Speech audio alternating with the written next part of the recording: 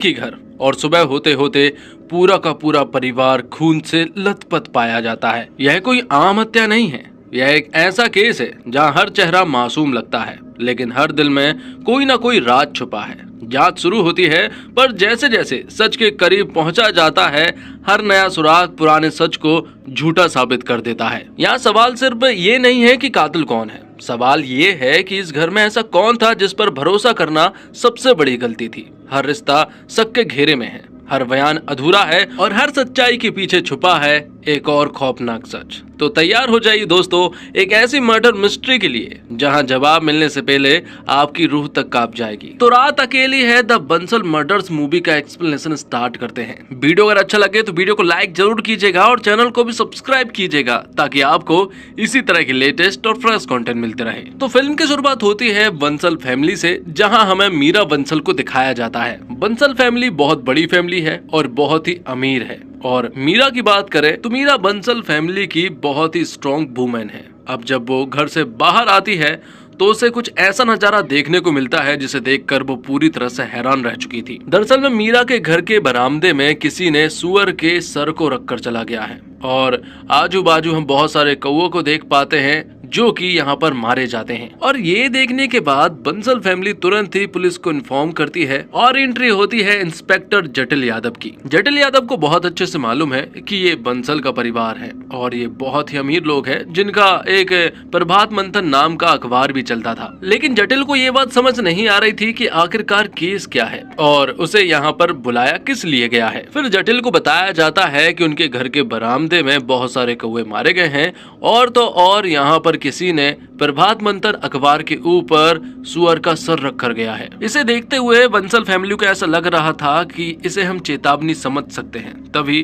कुछ security guard मतलब कि ओम प्रकाश और उमेश बताते हैं कि कुछ लोग जो है वो दीवार के सहारे यहाँ आए थे और उन्होंने सुअर का सर रख कर गए हैं, लेकिन इसके बारे में उन्हें कुछ भी नहीं पता है। और इससे पहले कि वो कुछ और बता पाते तभी बंसल फैमिली में से एक लड़के को जिसका नाम आरव है उसे दौरे पड़ जाते हैं और वो यहाँ पर लोगों को मारने पीटने की हरकतें करने लगता है। तब यहाँ पर जटिल यादव आते हैं और वो उसे कंट्रोल करते हैं। उन्हें तो ये पता भी नहीं था कि आरव इसी घर का है। जटिल को यहाँ बताया जाता है कि आरव अक्सर इसी तरह की हरकतें करता रहता है और उसे गुरु माँ ही कंट्रोल किया करती थी क्योंकि वही उसे मेडिटेशन कराया करती है। यहाँ हमें मालूम चलता है कि बंसल फैमिली जो है वो गुरु माँ को बहुत मानते हैं जिनका नाम गीता है। गुरु माँ से पूछे बिना वो कुछ भी काम नहीं करते हैं और पूरी बंसल फैमिली जो है वो गुरु माँ की बात मानते हैं। जिसके बाद यहाँ डीजीपी समीर वर्मा आते हैं और वो यहाँ जटिल यादव से मिलते हैं। डीजीपी वर्मा यहाँ जटिल यादव से जानना चाहते हैं कि आखिरकार ये किसने किया है, ये तुम्हें पता करना है ताकि हमें मोटिव पता चल सके कि ये चेतावनी है या फिर कुछ और। जिसके बाद हमें जटिल यादव के घर के सीन को दिखाया जाता है। जटिल यादव के साथ उसकी माँ रहती है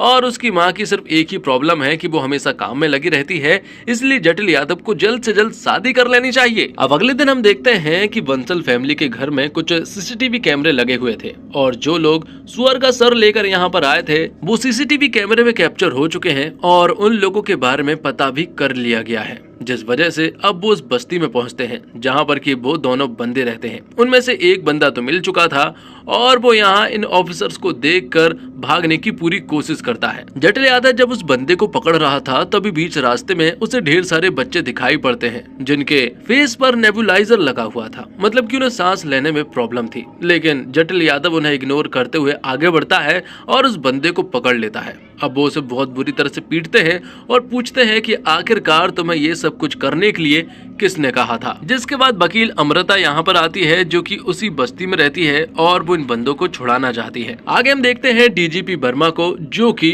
राजेश बंसल के पास पहुंचता है जो कि एक बहुत बड़ा न्यूज रिपोर्टर है। उनका एक बहुत बड़ा चैनल है और हमें ये भी मालूम चलता है कि राजेश बंसल जो है वो पहले बंसल फैमिली से ही ताल्लुक रखता था लेकिन अब वो उनसे अलग हो गया है। लेकिन फिर भी राजेश बंसल जो है वो हमेशा बंसल परिवार की प्रॉपर्टी पर नजर रखता है और हो सके वो उन्हें हथियाना चाहता हो, इसी वजह से ये सब कुछ उसने ही करवाया हो, इसलिए डीजीपी वर्मा उससे पूछताछ करने के लिए गए थे। अब रात को जटिल यादव उन दोनों बंदों से पूछताछ करते हैं और अब वो दोनों बंदे यहाँ जटिल यादव को सब कुछ बता देते हैं। वो बताते हैं कि हमारे पास सिर्फ एक कॉल आया था, हम उस बंदे से कभी भी नहीं मिले हैं, वो किसी आदमी का कॉल था और उसने हमसे ये काम करने के लिए कहा था। बदले में वो हमें ढेर सारे पैसे देने वाला था उन्होंने सोचा कि ये तो एक छोटा सा काम है, लेकिन उन्हें नहीं पता था कि वो इस तरह से फंस जाएंगे। जिसके बाद जटिल यादव जो है वो तुरंत ही बंसल फैमिली के फार्म हाउस पहुंचते हैं, जहां पर कि सभी लोग रहा करते हैं। जटिल यादव गेट पर खड़े थे, लेकिन सिक्योरिटी गार्ड दरवाजा नहीं खोल रहे थे,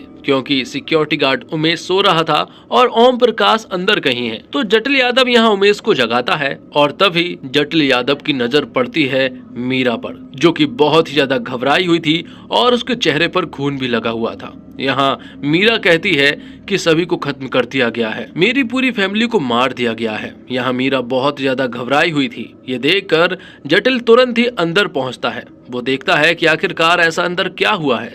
अंदर उसे आस्था मिलती है और वो भी बहुत ज्यादा घबराई हुई थी। ये देखते हुए जटिल आगे बढ़ता है और सीढ़ियों के रास्ते से वो ऊपर चढ़ जाता है। वहाँ उसे ओम प्रकाश की डेड बॉडी नजर आती है, जिसे हाल ही में मारा गया था और बहुत ही बेरहमी से मारा गया था। और ओम प्रकाश के सामने वाला कांच जो है वो टूटा हुआ था और स्विमिंग पूल में एक और डेड बॉडी पड़ी हुई थी। जिसके बाद जटिल यादव कमरे में घुसना स्टार्ट करता है। जैसे जैसे वो कमरे में गया, उसे हर एक कमरे में एक नई डेड बॉडी मिलती है। तो इस तरह से घर में 5 लोगों की रहस्यमयी तरीके से मौत हो चुकी है। ये देखते हुए जटिल यादव तुरंत ही डीजीपी समीर के पास कॉल करके ये सारी बातें बताते हैं। वो हैरान रह चुके थे कि आखिरकार ऐसा कैसे हो सकता है। तभी हम देखते हैं कि उन 5 लोगों में से एक आदमी अभी भी जिंदा है, जिसका नाम ओम प्रकाश है और वो यहीं पर सिक्योरिटी गार्ड का काम करता है। थोड़ी देर के बाद यहाँ पर सभी लोग आने लगते हैं। यहाँ एसपी चौहान की भी एंट्री होती है, जिन्हें नॉलेज तो नहीं है लेकिन एटीट्यूड फुल नॉलेज वाला है। डीजीपी वर्मा ने फॉरेंसिक वालों को भी इन्फॉर्म कर दिया था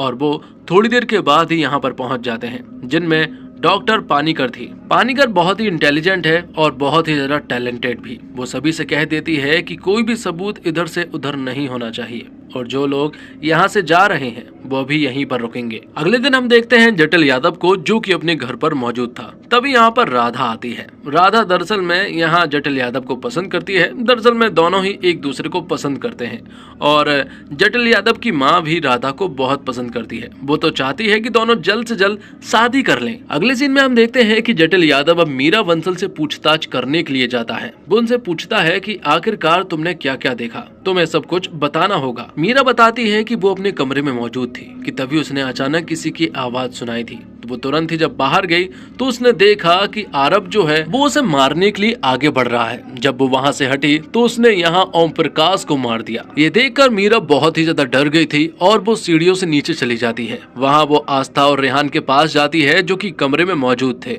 मीरा उनसे कहती है कि बाहर निकलने की बिल्कुल भी कोशिश मत करना, क्योंकि बाहर खतरा है। थोड़ी देर के बाद जब उसने सोचा कि सिक्योरिटी गार्ड को इन्फॉर्म करना चाहिए, तो उसने स्विमिंग पूल में आरब की डेड बॉडी देखी। अब डॉक्टर पानीकर यहाँ पर सभी को बताती है कि सारे के सारे लोगों को एक ही हथियार से मारा गया है और जिस तरह से उन्हें मारा गया है उसे देखते हुए ऐसा लग रहा था कि जैसे वो नींद में थे, क्योंकि जिस जगह पर उन्हें मारे गए थे वो सभी एक ही जगह पर मौजूद थे। उन लोगों ने वहां से हिलने डुलने की कोशिश तक नहीं की। दूसरी तरफ हम देखते हैं कि ओम प्रकाश जो है वो बुरी तरह से जख्मी है। वो आईसीयू में है, लेकिन वो खतरे से बाहर था, लेकिन अभी वो अपना बयान देने की हालत में बिल्कुल नहीं है। और यहाँ हम देखते हैं एसपी चौहान को, जो कि उन 2 बंदों को बुरी तरह से पीट रहा था, क्योंकि इन 2 बंदों ने बंसल परिवार के घर में सुअर के सर को रख कर गए थे। तो अब एसपी चौहान को ऐसा लगता है कि इन्हीं 2 बंदों की वजह से सब कुछ हुआ है, इसलिए वो उन्हें बहुत ही बेरहमी से मारने लगता है। लेकिन इस वजह से एक बंदे की आंख फूट जाती है और दूसरा बंदा बुरी तरह से जख्मी हो जाता है। ये न्यूज बाहर लीक हो जाती है और लोग जो है वो अब बहुत ही बुरा भला सुनाने लगते हैं। एसपी ऑफिस को घेर लिया गया था। ये बात जब डीजीपी वर्मा को मालूम चली तो वो यहाँ एसपी चौहान से कहते हैं कि इस मुद्दे को तुम्हें ही संभालना है, क्योंकि गलती तुम्हारी है। दूसरी तरफ हम देखते हैं जटिल यादव को, जो कि महेंद्र बंसल की बेटी आस्था से पूछताछ करने के लिए जाते हैं, क्योंकि वो भी उस वक्त वही मौजूद थी जब सारे मर्डर हुए थे। आस्था बताती है कि अचानक से उसे कोई आवाज आई थी। जब वो बाहर गई तो उसने ओम प्रकाश को देखा था। उन्होंने कहा था कि बाहर का गेट शायद खुला रह गया है, इसलिए अब वो सारे गेट को चेक करेंगे। तो वो अपने कमरे में वापस चली जाती है और थोड़ी देर के बाद जब वापस से आवाज सुनाई देती है तो आस्था फिर से वापस जाती है। वापस जाने पर वो देखती है कि बाहर तो मीरा खड़ी हुई है। मीरा उसे अंदर ले जाती है और कहती है कि बाहर खतरा है, कुछ भी हो सकता है, इसलिए अंदर ही रहना सेफ है। जटिल यादव यहाँ पर आस्था से जानना चाहते थे कि आखिरकार तुम्हें किस पर शक है। तो यहाँ आस्था बताती है कि मुझे तो गुरु माँ पर शक है, क्योंकि उन्हीं के बाद से सब कुछ बिगड़ना स्टार्ट हुआ है। गुरुमा के नाम पर बंसल फैमिली ने बहुत सारी प्रॉपर्टी उनके नाम कर दी है। जब जटिल यादव गुरुमा से पूछताछ करने के लिए जाता है तो गुरुमा यहाँ पहेलियों में जवाब दे रही थी, इसलिए जटिल यादव उससे कोई भी सवाल जवाब नहीं करता है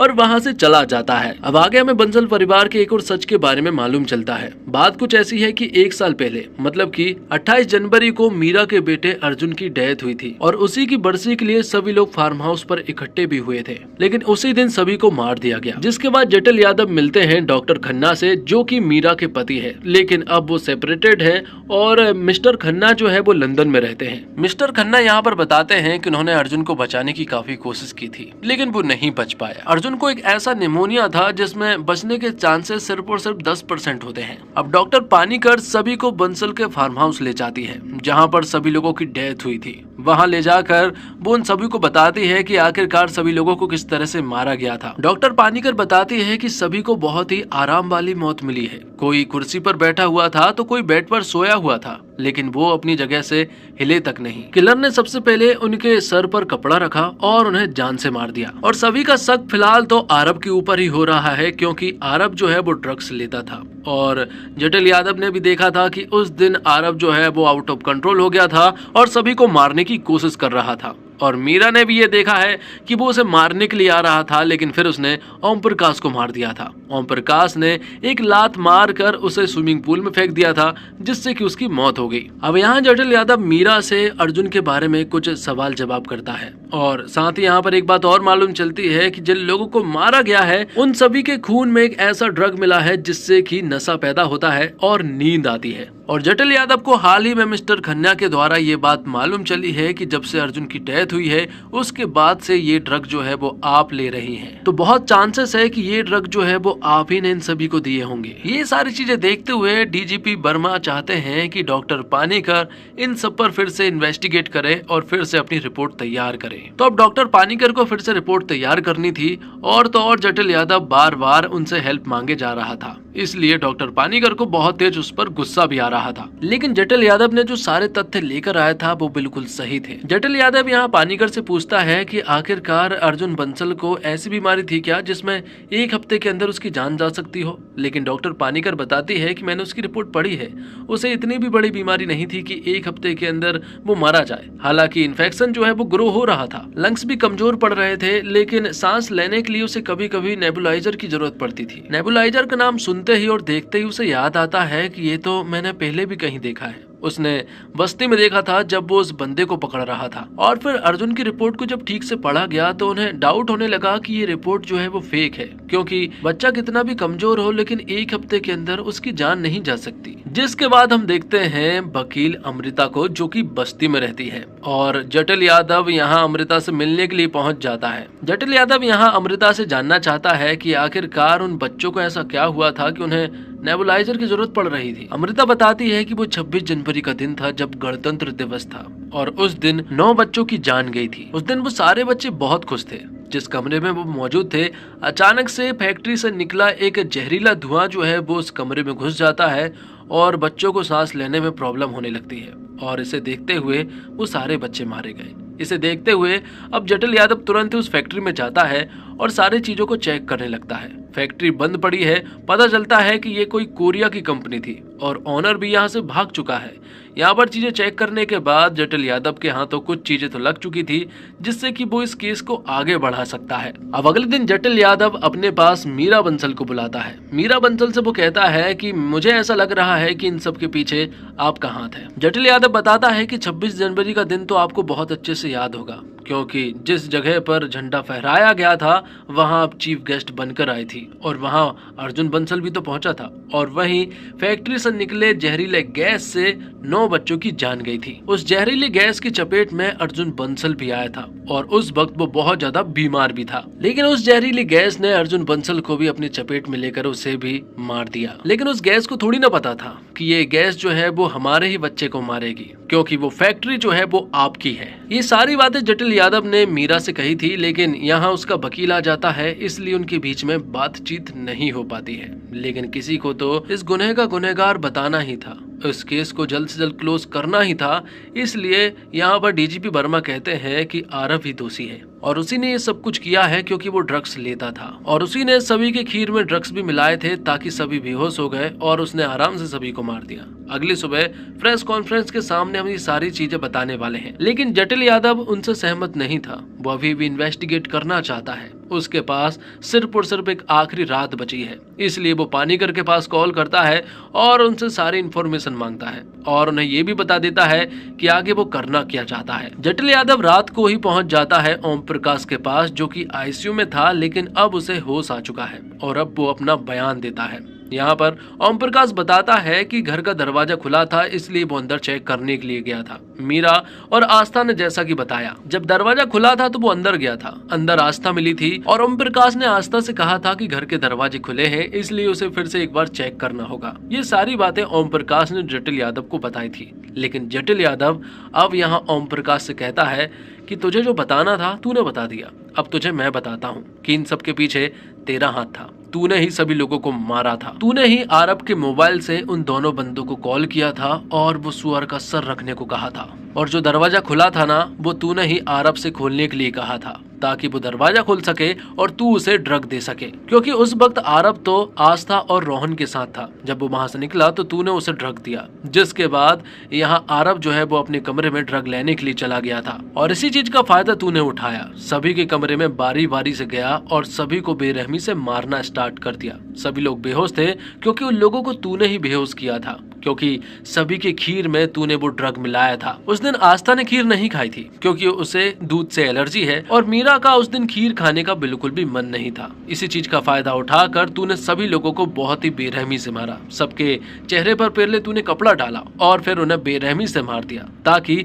उनके खून के छींटे जो है वो तेरे कपड़े पर ना आए। और आखिर में जब तू आरब की माँ को मार रहा था तभी यहाँ पर महेंद्र बंसल आ गए थे और उन्हें भी तूने बेरहमी से मार दिया था। ये सारी चीजें आरब ने देख ली थी और फिर आरब ने तुझसे वो हथियार छीन लिया था और फिर वो तेरे पीछे भागा और फिर तेरे सामने मीरा आ गई। लेकिन जिस तरह से हथियार लेकर आरब मीरा की तरफ दौड़ रहा था, उसे देखते हुए मीरा को यही लगा था कि आरब उसे मारना चाहता है, लेकिन आरब तो ओम प्रकाश को मारना चाहता था, जिसमें वो कामयाब भी हो चुका था, लेकिन ओम प्रकाश बच गया था। फिर ओम प्रकाश ने लात मारकर आरब को स्विमिंग पूल में फेंक दिया था। तो ये सारी चीजें जटिल यादव ने ओम प्रकाश को बता दी है। ओम प्रकाश ने कहा कि बिल्कुल ऐसा ही किया था। ओम प्रकाश ने अपने बयान में बता दिया था कि उसने ये सारी चीजें की है और सारे बंसल फैमिली को उसी ने मारा है। अब बात ये आती है कि आखिरकार जटिल यादव को ये सारी चीजें कैसे पता चली। बात कुछ ऐसी है कि 26 जनवरी के दिन जो 9 बच्चे मारे गए थे, उनमें से एक बच्चा जो है वो ओम प्रकाश का भी था, जिसका नाम रानी था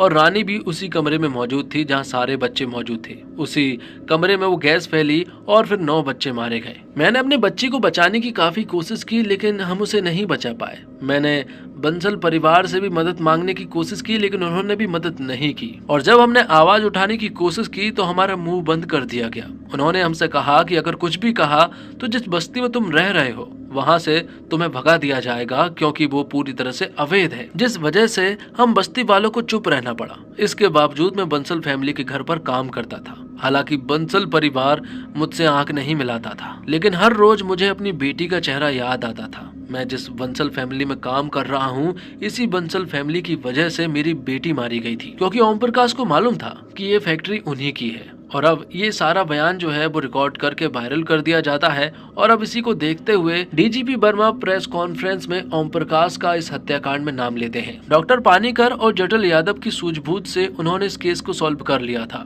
लेकिन डीजीपी वर्मा यहाँ पर जटिल यादव को सस्पेंड कर देते हैं, क्योंकि जटिल यादव को ये सारी चीजें करने के ऑर्डर्स नहीं मिले थे। जटिल यादव ने सारी चीजें अनऑफिशियली रूप से किया था, इसी वजह से उसे सस्पेंड कर दिया जाता है और उसके ऊपर एक कमेटी भी बैठेगी। डॉक्टर पानीकर से भी कहा जाता है कि आखिरकार ये ओम प्रकाश का बयान वायरल कैसे हुआ, तो डॉक्टर पानीकर बताती है कि उसका लैपटॉप जो है वो चोरी हो गया था। लेकिन डीजीपी वर्मा भी बहुत अच्छे से जानते हैं कि डॉक्टर पानीकर झूठ बोल रही हैं। उन्हें बहुत अच्छे से मालूम है कि डॉक्टर पानीकर और जटिल यादव ने एक दूसरे के साथ मिलकर ही काम किया है। जिसके बाद हम देखते हैं मीरा को, जो कि सीटी से बात कर रही थी। वो कहती है कि जिस फैक्ट्री से वो जहरीली गैस निकली थी वो फैक्ट्री दरअसल में हमारी है ही नहीं। जो लोग मुझे डराने की कोशिश कर रहे थे वो दरअसल में फैक्ट्री मेरे नाम पर है ही नहीं। लेकिन फैक्ट्री से जो जहरीली गैस निकली थी और जो बच्चे मारे गए हैं उसका अफसोस